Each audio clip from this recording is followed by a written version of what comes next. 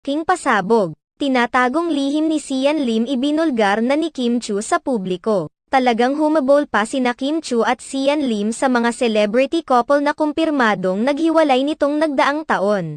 Noong December 23, 2023, tuluyang kinumpirma ni Kim Chu at Sian Lim ang kanilang paghihiwalay matapos ang ilang buwan na naging lamang sa social media ang pagwawakas ng kanilang 12 years relationship.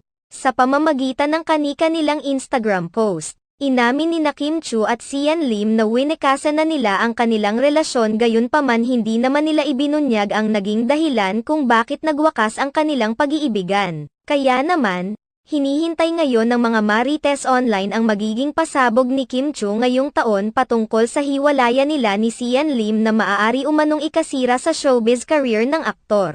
Sa isang episode ng Christy Fair Minute nitong Martes, January 2, 2024, na